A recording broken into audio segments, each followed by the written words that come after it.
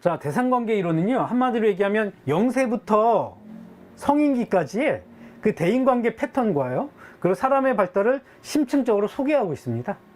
그러니까 프로이드의 그런 이론이라든가 발달 심리학적 이론들도 많거든요. 피아제 들어보셨나요? 이런 분들의 이론도 우리가 이제 그 효용 가치가 아주 커요.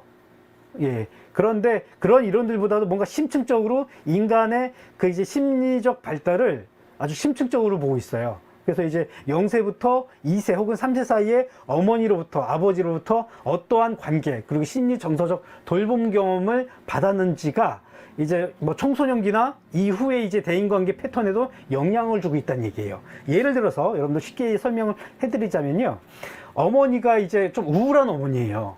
왜냐면 이제 굉장히 좀 뭔가 우울한 어머니들도 있을 수 있잖아요. 우울한 어머니하고 이제 우울한 어머니로부터 이제 우울한 어머니 밑에 있는 아이들은 다 그런 건 아닙니다. 근데 일반적으로 볼 때 우울한 어머니의 그 상을 갖고 있는 거예요.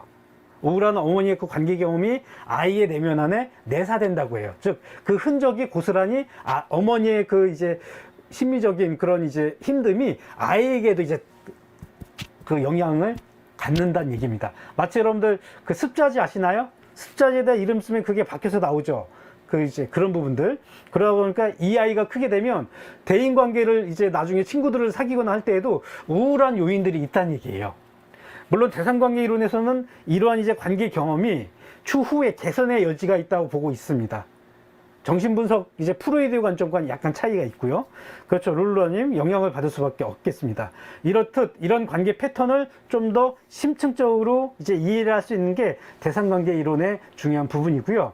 그리고 이제 인간의 그 발달이라는 게 각 특징을 여러분들이 이해를 하심으로써 우리 312 회원분들 중에 이제 지금 어머님인 분들도 많이 있잖아요. 우리 이호민 님도 그렇고, 뭐, 룰루라 님도 그렇고, 하여튼, 이제, 어머니로서 혹은 아버지로서 양육자로서 한 성숙한 대상으로서 어떻게 내가 이제 그 발달을 해야 될지, 그리고 어떻게 이제 그 후배들을 혹은 이제 아이들을 키울 수 있는지, 그런 부분들을 여러분들의 지식을 습득할 수 있는 것이죠.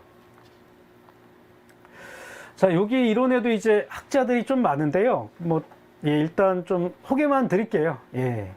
그 이제, 처음에 이제 우리가 나중에 8월이나 9월부터 보게 될 학자가 멜라인 클라인입니다. 멜라인 클라인. 여러분들 이 멜라인 클라인 좀 어떤가요? 좀 우울하게 좀 보이시나요? 이분은 우울증을 조금 많이 앓았던 분이시고, 그래서 이분 같은 경우에는 이제 멜라인 클라인이라는 분은 이제 조금 소개를 해드리자면 40살인가 이제 중년기에 이제 꽃을 피운 분이세요. 근데 이분은 이제 그 성숙한 사람의 관점을 말씀하고 계십니다. 예. 멜라인 클라인이 사실상 대상관계 이론의 그 창시자라고 보시면 될 것 같습니다. 이제 프로이드의 딸인 안나 프로이드가 경쟁을 하거든요. 안나 프로이드의 관점과, 그러니까 멜라인 클라인은 아동들을 놀이치료를 했어요. 그러다 보니까 이제 아동들의 세계에도 무의식이 있다고 보고 있습니다. 근데 안나 프로이드는 아동 무의식은 없다고 보고 있거든요. 아동 무의식은 없다고 보고 있어요. 그래서 이제 그런 부분에 있어서 이론적인 차이로 이제 갈라지게 됩니다. 그 부분은 나중에 저희가 보도록 할게요. 그 다음 저희들이 이제 볼 학자는 로널드 페어베언입니다. 로널드 페어베언. 이분은 이제 스코틀랜드인가? 영국에 이제 요 세 명의 학자들이 다 영국에서 이제 계셨거든요. 물론 고인이 되셨지만 이 로널드 페어베언은 자아가 세 가지 자아가 있다고 보고 있습니다. 그리고 이제 이 로널드 페어는 인간에게는 순수한 사람과의 관계 욕구가 있다고 보고 있고요. 그러니까 이제 자아에는 세 가지 자아가 있는데 우리가 이제 좀 뭔가 거절하는 어머니로부터 경험받은 그 자아가 우리 안에 내재되어 있는 거예요. 그러니까 이제 어머니들이 완벽할 수가 없습니다. 아이들한테 화를 낼 수도 있어요. 그런 어머니 상이 아이들한테 우리 내면 안에는 내재되어 있습니다. 그러다 보니까 이 거절하는 자아로 내재된 부분은 뭔가 이제 분노에 차 있고 공격성에 있는 자아로 보고 있어요. 또 하나의 자아는 뭐냐면 흥분하는 자아. 그러니까 어머니나 아버지하고 관계 경험이 뭔가 흥분시키는 경험이 많았던 거예요. 뭔가 줄 듯 말 듯. 그런 자아가 우리 내면 안에 흥분하는 자아로 남아있고요. 또 하나의 자아는 이상적인 자아. 좋은 관계 경험이 이제 자아가 내재되어 있다고 보고 있고, 이렇듯 이런 자아의 경험들이 이제 그 충분한 이제 성숙한 대상과의 경험을 통해서 이것들이 변화될 수 있고, 그런 관점을 보고 있는 것이 로널드 페어베언의 관점이다 볼 수 있겠고요. 세 번째, 도널드 위니캇. 참 재미있는 분이신데, 이분은 이제 이 세 분이 1990년대 초반부터 활동하신 분들이거든요.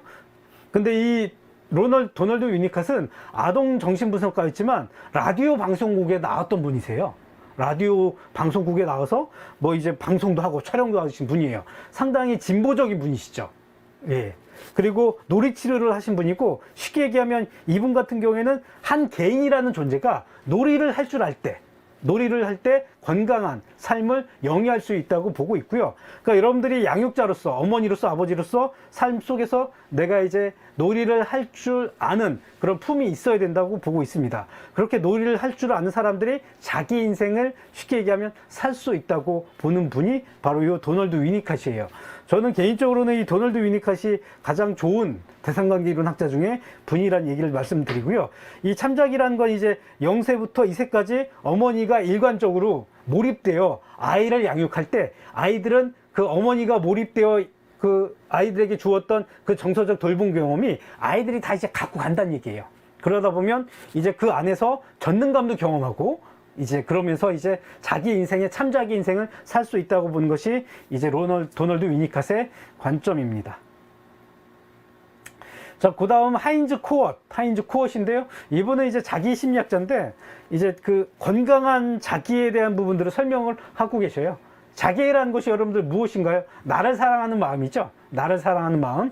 그래서 뭐 정신병리에서는 우리가 이제 자기애적 성격 장애자도 있는데, 그 이제 자기애라는 것이, 나를 사랑하는 마음이라는 것이 결국에 이제 좀 우리가 한 평생에 한 사람이 갖고 가야만 하는 하나의 부분으로 보고 있습니다. 이 자기애라는 것이. 물론 그 자기를 사랑하는 이 마음이 너무 이제 많아도 문제지만, 이제 어느 정도 균형을 유지하면 좋은 부분으로 보고 있고요. 결국에는 부모가 아이들의 그런 이제 뭔가 좀 의시되는 마음들의 욕구도 있다고요. 아이들이 이제 한 3, 4살 되면, 엄마 나 이거 했어, 갖고 와가지고 작품도 보여주면서, 그때 엄마나 아버지들이 아이의 그런 과시적인 욕구를 충족시켜주고, 그리고 아이들 안에는 어머니의 그런 이제 뭔가 힘 있는 대상과하고 융합시키고 싶은 욕구가 있어요. 이렇게 아이들이 그런 내재되어 있는 욕구를 어머니나 아버지들이 욕구를 맞춰줄 때, 아이들은 건강한 뭔가 이제 그 흔들리지 않는 자기감을 갖고 있다고 합니다. 그러니까 쉽게 얘기하면 이제 그런 충분한 돌봄 경험이 있는 아이들이 자존감도 높다 볼 수 있겠어요. 그걸 얘기한 게 이 하인즈 코엇이라는 학자입니다. 그리고 우리가 추후에 볼 이제 애착 관련 학자는 존 볼비, 여러분들 아시죠? 아마 이제 뭐 그 존 볼비는 애착 이론 학자인데, 뭐 심리학을 전공 안 하셔도 이 존 볼비는 좀 들어보신 분들 많이 있으실 거예요. 애착의 유형 말씀하셨잖아요. 그런 이제 애착 관점의 이론들을 저희가 한번 볼 수 있고요. 불안정 애착과 안정 애착, 뭐 혼돈 애착이 있는데, 이런 애착적인 관점을 이제 이 존 볼비가 이제 풀어서 설명을 쓰셨죠. 근데 이 존 볼비라는 학자는 동물 신경학적으로 좀 보았어요. 약간 행동적으로. 그러니까 정신분석 이론들이 다 이제 추상적이다 보니까 너무 사변적이라고 본 거예요. 그래서 이제 조금 전에 얘기했던 학자들과 좀 담을 쌓게 됩니다. 이제 그 클라인과는. 그러다 보니까 이분은 이제 그 각인 실험, 그 거의가 이제 양육자 향해 달려가는 그런 부분들, 그러니까 좀 구체적으로 이제 애착 유형을 보고 있습니다. 그렇죠. 나르샤님 엄마 역할이 좀 크죠. 그러다 보니까 이 대상관계 이론이 뭔가 엄마들의 탓으로 환원하는 부분이 좀 있긴 해요. 물론 이제 그게 아버지의 역할도 좀 크다고 보고 있는데, 그래서 물매를 좀 많이 맡고 있습니다. 대상관계 이론이. 그 핵심을 보면은 어머니의 역할만 대두되는 건 아니거든요. 어머니의 역할을 중요한 타자들이 또 할 수가 있잖아요. 아버지라든가 할머니들이 또한 할 수 있는데, 예, 나르샤님의 말씀에 좀 공감도 하면서 요 얘기하는 이 어머니라는 존재는 뭐 아버지가 될 수도 있다는 걸 조금 말씀을 드릴게요. 이 존 볼비를 좀 넘어가면, 예, 유일하게 이 피터 푸나기라는 학자는 아직 돌아가시진 않으셨습니다. 이 피터 푸나기는 이제 그 어머니 아버지들이, 그러니까 그 뭐라고 해야 되나, 통찰적인 어머니 아버지들이, 통찰적이고 뭔가 민감한 어머니 아버지들, 그러니까 아이에게 반응을 할 때 좀 아이들이 뭔가 이제 민감한 어머니들이 좀 더 아이들을 애착적으로 잘 키울 수 있다고 보고 있어요. 그러니까 아이들의 마음이 읽는 능력, 그걸 우리가 이제 쉽게 얘기하면 정신화라고 하거든요.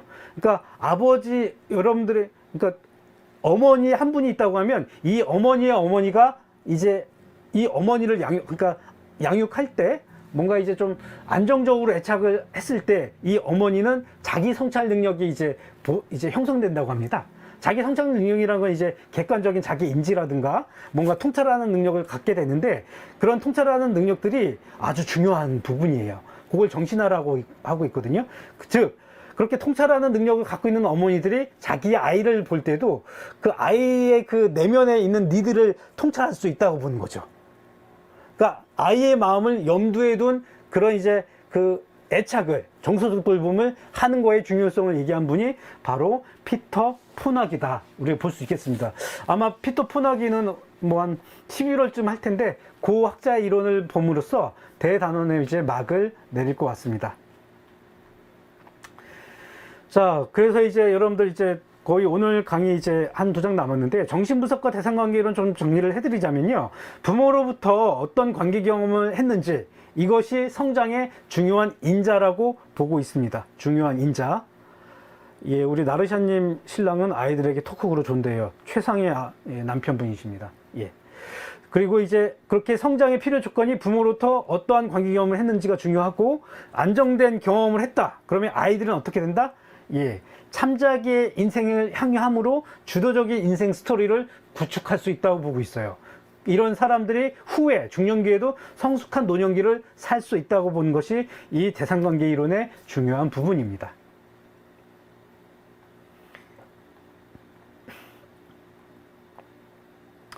자, 대상관계 이론을 이제 뭐 통으로 좀 설명을 해드리자면, 통합과 성장이라는 주제로 이제 좀 설명을 좀 드리고 싶습니다. 예. 즉, 이건 뭐냐면요, 나의 대인관계와 그 패턴을 이해하는 것이 중요하다고 보고 있어요. 여러분들도, 저 역시도 마찬가지고요. 한 사람이, 우리가 실수할 수밖에 없는 존재잖아요. 그러다 보니까 미숙한 그런 경험도 있겠고, 뭔가 이제 실수한 경험도 있겠고, 좋은 경험도 있는데, 그러한 대인관계 패턴과 그 양생에 대한 이해를 하는데 이 대상관계 이론이 효율적이고 통찰을 많이 제공합니다. 그리고 무엇보다도 밖이 아닌 내 안에 그런 요소들을 바라보는 거. 그러니까 남 탓을 많이 하는 분들이 계셔요. 저 역시도 뭔가 안 좋을 땐 남을 탓을 할 수밖에 없거든요. 그런데 남을 탓하기 전에 나를 좀 바라보는 거. 쉽게 얘기하면 뭐 내 꼬라지라고 해야 될까요? 방송적인 언어로는 좀 부족하지만, 좀 에러가 있는 단어지만, 이렇듯 내 안에 있는 그런 이제 뭔가 미싱된 부분들을 바라보는 것이 중요하다고 보고 있고요. 그리고 이렇게 이제 내 안에 나를 바라볼 때 무의식적인 잔재에 의해서 휘둘리지 않아요. 여러분들이 이거 내가 의도치 않았던 행동인데 뭔가 하는 행동들이 있잖아요. 그런 것들이 나를 바라보지 않기 때문에 불현듯 나오는 행동이 될 수 있겠고요. 이것이 이제 우리가 쉽게 하면 무의식의 잔재라 우리가 볼 수 있겠습니다. 자, 그리고 애도하기 부분이 필요하다는 얘기죠. 어쨌든 여러분들이 대상관계 이론을 접하다 보면요, 그 쉽게 얘기하면 뭐랄까요? 그 이제 나의 과거를 볼 수밖에 없어요. 그러니까 저도 상담을 받을 때 어머니 아버지 경험을 볼 수밖에 없었습니다. 예, 그 아버지를 조금 미워하고 어머니를 더 좋아했던 거. 근데 이것이 이제 시간이 지나니까 역전이 되는 거예요. 아버지의 억울한 부분들이 좀 있었던 거였죠. 이렇듯 그런 부분에 이제 아픔에 있어서 내 과거의 아픔들을 우리가 이제 대상관계 이론을 통해 여러분들이 볼 수 있다는 부분이죠. 예. 그래서 여러분들이 이 대상관계 이론 제 심리 공부를 하시면서, 후에마이를 하시면서 좀 뭔가 이제 여러분들의 견해가 인간을 바라보고 나 자신을 바라보고, 그리고 여러분들의 자녀들을 바라보고 내 주위의 공동체를 바라보는 그 해안이 좀 넓어지기를, 저는 그 역할을 좀 담당하고 싶네요. 자, 다음 주부터 이제 본격적인 그 1강이 시작되는데요. 자, 프로이드와 이제 융을 보도록 하겠습니다. 다음 주에는 아마 이제 프로이드부터 볼 텐데, 자, 요 이제 프로이드와 함께 있는 분이 아마 안나 프로이드입니다. 따님이죠. 물론 이분도 고인이 되셨지만, 프로이드의 그 이론을 가계를 이었다 보시면 돼요. 그리고 이분이 이제 융인데, 사실 이 프로이드가 정신분석 학회장을 융에게 주고 싶었어요. 요 이제 관계에서 어떤 일이 있었는지도 저희가 추후에 보도록 하겠습니다. 그래서 1강은 프로이드로부터 여러분들이 보셔야지 여러분들이 다른 이론들을 보실 때도 그 맥락을 이해할 수 있다. 여러분들이 영어를 공부할 때도 우리가 문법을 좀 알아야 되잖아요. 그런 관점으로 보시면 좋겠고요. 이렇듯 이제 1강에서 프로이드, 그 다음 2강에서 융. 특히 이제 융에 대한 이론은 여러분들이 좀 어렵게 여러분들이 좀 공부하실 수가 있을 것 같아요. 프로이드 관련 책들은 많이 나와 있는데 이 융 관련 책들은 조금 나와 있긴 한데 좀 쉽게 들을 수 있는 강의는 좀 부족하거든요. 그러니까 제가 이해하는 만큼 여러분들에게 이 융에 대한 내용을 한번 보면서 인생에 있어서 그 중년기가 어떻게 중요하고 인생에서 이 인생 사계절이라는 것을 우리가 어떤 색깔로 색채를 해야 될지 거기에 대한 통찰을 여러분들이 이 융을 통해서 하시고, 그리고 이제 프로이드의 그런 무의식이라든가 꿈에 대한 분석들을 제가 경험했던 내용들을 토대로 보도록 하겠습니다. 하얀장미님이 이런 말씀을 하셨네요. 영아기 때부터 영아가 없는 자녀들은 어떻게 하냐, 엄마가 없는 자녀들은요. 그러게요. 이게 이제 근데 좀 예외라는 관점이 있어요. 이 부분을 좀 설명을 드리자면, 그러니까 예전에 그 승려원인가 이 다리가 없는 아이가 있었거든요. 그 예전에 그 승려원인가 승가원인가 한 10년 전인가 한번 방송을 했던 분이 있는데, 그 승려원의 아이가 이제 스님이 되는 아이인데 다리가 없는데 굉장히 활기찼었어요. 근데 그 아이는 태생적으로 이런 탄력성을 갖고 태어난 거죠. 그러니까 우리가 엄마가 잘 못해줬다고 해도, 엄마가 없는 아이들이라고 해도 그 이제 다른 중요한 타자하고의 경험이 청소년기 때 있으면 그걸 만회할 수 있다고 보는 관점이 최근의 정신분석의 관점입니다.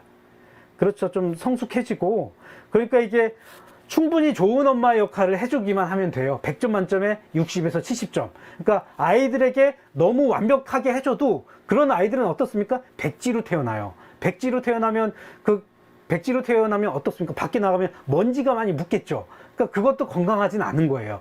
어느 정도의 점진적인 좌절을 주는 환경에 있는 아이들이 건강하다고 보고 있는 것이 최근의 이 심리학적 관점이고 정신분석의 관점입니다.